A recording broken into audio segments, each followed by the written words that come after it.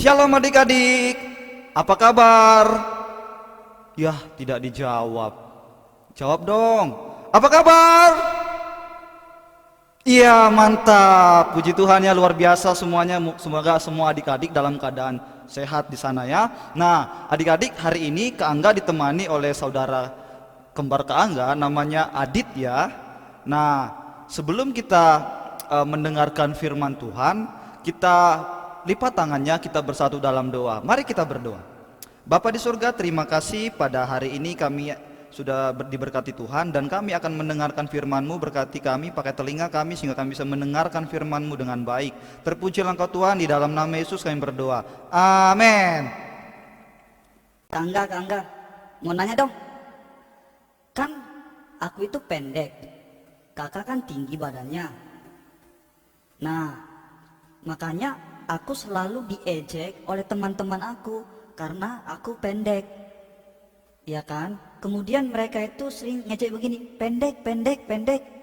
Lalu apapun yang aku kerjakan, mereka nggak bisa menerima aku. Kak Angga, gimana dong? Kira-kira ada nggak Kak yang di Alkitab yang bercerita sama seperti yang kualamin, dia tidak diterima dan kemudian dia juga tubuhnya pendek? Ada nggak Kak Angga? Ya, pertanyaan bagus sekali. Nah, hari ini Kak Angga akan menceritakan itu. Ya, karena tema kita hari ini adalah diterima dan dipulihkan. Nah, adik-adik kalau mau tahu nanti buka Alkitabnya dalam Lukas pasal 19 ayat 1 sampai 10. Biar kakak ceritakan ya. Ayo kamu dengarkan, kan kamu tadi nanya, jadi kamu harus dengarkan. Di kota Yeriko ada seorang yang kaya raya.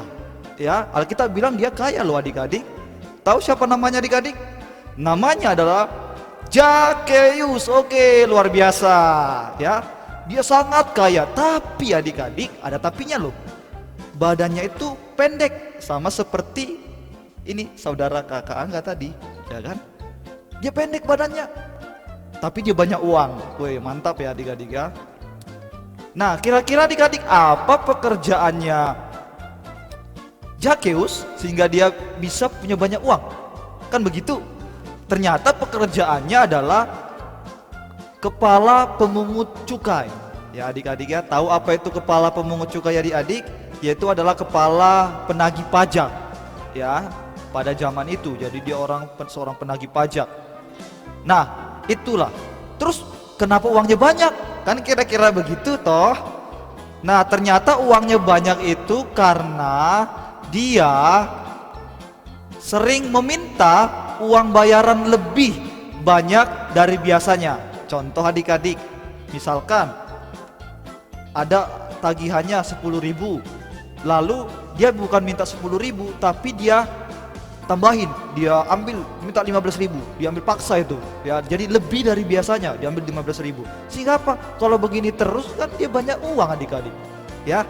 Nah, itulah keburukan dari Zakheus.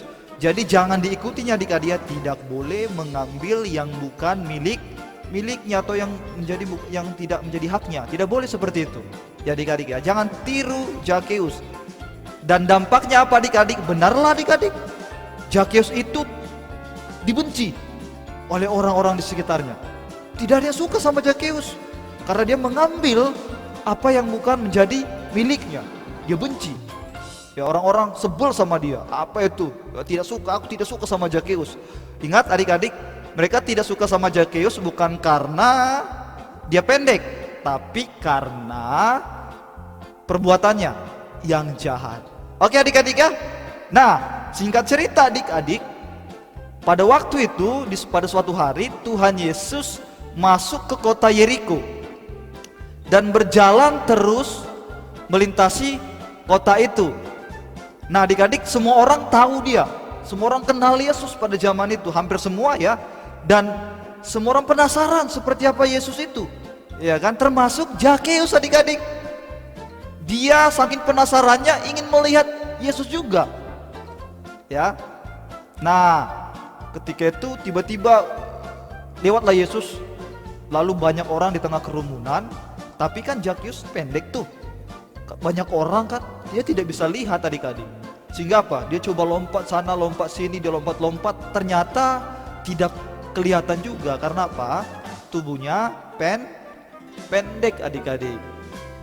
Ya, tapi walaupun tubuhnya pendek, dia nggak habis akal. Dia orangnya pintar adik-adik. Dia apa? Dia punya ide, dia ingin memanjat pohon ara. Ya, ini dia memanjat pohon ara seperti ini nih di bawah nih. Kita tolonglah dia ya, kalau tidak ya. Jadi dia ingin memanjat pohon ara, itu idenya. Dan benar saja dia bisa memanjat pohon ara itu dengan tubuhnya yang pendek adik-adik. Nah, pada waktu itu akhirnya Tuhan Yesus melintasi tempat itu dan Tuhan Yesus melihat ke atas. Nah, saat di atas Yesus melihat ada Zakeus, ya kan? Dan berkata, "Hai Zakeus, turunlah. Aku hendak menumpang ke rumahmu." Itu yang dikatakan Tuhan Yesus kepada Zakeus. Nah adik-adik, kalau Tuhan Yesus datang ke rumah kita, berkunjung ke rumah kita, pasti senang dong. Tidak ada yang tidak senang kan adik-adik. Dan Zakeus benar, dia juga bersuka cita dan menerima Yesus. Tapi tahu gak sih adik-adik, ada orang yang tidak menyukai Yesus datang ke rumah Zakeus. Pada waktu itu ada banyak orang-orang yang tidak suka kepada Zakeus. Kenapa sih Yesus itu harus singgah di rumahnya Zakeus? Kan dia orang berdosa. Nah adik-adik, perhatikan baik-baik.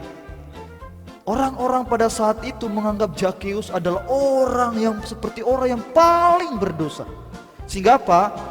Mereka tidak bisa menerima orang berdosa. Bahkan kalaupun Yesus seorang yang suci, jangan sampai datang ke rumah orang yang berdosa. Tidak boleh seperti itu adik-adik. Ingat, Yesus sudah menunjukkan suatu contoh adik-adik dan teladan, di mana Yesus menerima Zakeus. Ya adik-adik ya, Yesus menerima Zakeus dengan segala kekurangan Zakeus, dengan segala keberdosaan Zakeus. Ya, Yesus menerima Zakeus. Tapi orang-orang di sekitarnya adalah orang-orang yang berdosa juga, tidak bisa menerima Zakeus.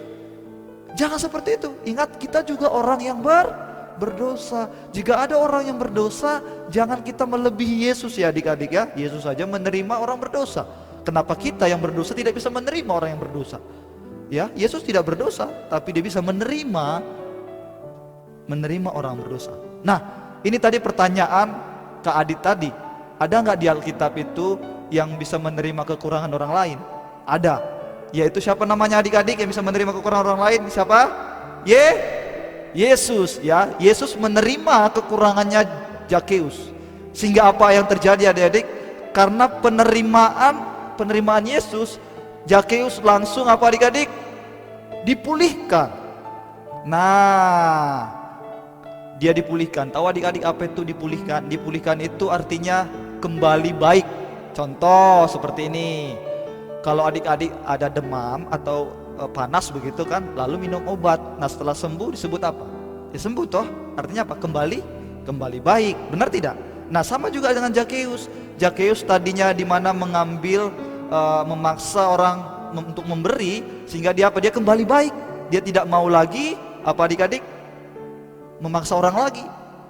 Dia namanya disebut dengan bertobat, hatinya diubahkan. Karena apa? Karena penerimaan yang Yesus berikan kepada Zakeus. Oke adik-adik ya, itu dia. Nah, lalu apa yang Zakeus tunjukkan daripada perubahan dia? Zakeus bilang begini sama Yesus, Yesus, aku akan memberikan setengah dari hartaku kepada siapa? Orang miskin. Itu dulu. Itu yang pertama kan. Yang kedua apa adik-adik? Dan jika ada yang kupaksa membayar lebih, akan kukembalikan 4 kali lipat. Jadi yang dipaksanya itu waktu dia menagih pajak dipaksa, dia akan kembalikan 4 kali lipat. Itu apa? Karena bentuk pemulihan dia, bentuk pertobatan dia. Dia bertobat dari kesalahannya, sehingga dia apa? Dia ingin mengembalikan dan membayar apa yang sudah dia ambil adik-adik. Nah adik-adik, inilah yang harus kita perhatikan. Jadi barang siapa yang hari ini merasa dirinya berdosa, punya banyak salah, merasa tidak ada yang menerima kita di lingkungan kita karena kita orang yang punya banyak kesalahan. Ingat adik-adik, hanya ada satu pribadi yang akan bisa menerima kita apa adanya. Siapa adik-adik? Yaitu Yesus, Tuhan kita. Ya adik-adik ya, jadi jangan pernah takut datang kepada Yesus saat kita berdosa, minta kepada Yesus agar kita dipulihkan dari kesalahan kita, sehingga apa? Sehingga hidup kita boleh diperbaharui. Oke adik-adik ya. Nah, yang terakhir adik-adik, di dalam ayat 10 dikatakan, sebab anak manusia datang untuk mencari dan menyelamatkan yang hilang. Jadi Yesus datang buat kita yang berdosa ini. Jadi jangan pernah takut untuk mengaku kesalahan kita kepada Tuhan, karena Tuhan menunggu pengakuan kita dan menunggu perubahan kita. Amin adik-adik ya. Nah, saya mau bilang buat ayat hafalan kita atau super ayat hafalan kita terambil dari Lukas pasal 19 ayat yang ke-10 ini ya adik-adik, yang tertera di bawah ini. Jadi buat anak-anak sekolah minggu, terkhusus anak sekolah minggu GMI Karunia, jangan lupa ayat hafalannya dan diupload dan dikirim ke grup sekolah minggu. Oke adik-adik ya, jangan lupa menghafal ayat hafalannya. Oke adik-adik, sampai di sini firman Tuhan kita. Mari tutup matanya, lipat tangannya, kita bersatu di dalam doa. Tuhan Yesus, terima kasih pada hari ini kami sudah mendengarkan firman Tuhan. Kiranya apapun yang sudah kami dengarkan, kami bisa pelajari dengan baik dan kami bisa melakukannya juga dengan baik. Ajari setiap anak-anak Tuhan agar kami bisa seperti Yesus yang bisa menerima kekurangan, bahkan dosa-dosa manusia, dan kami juga sebagai manusia bisa melakukan hal yang sama seperti Yesus. Terima kasih Bapa di surga, dalam nama Yesus kami berdoa. Amin.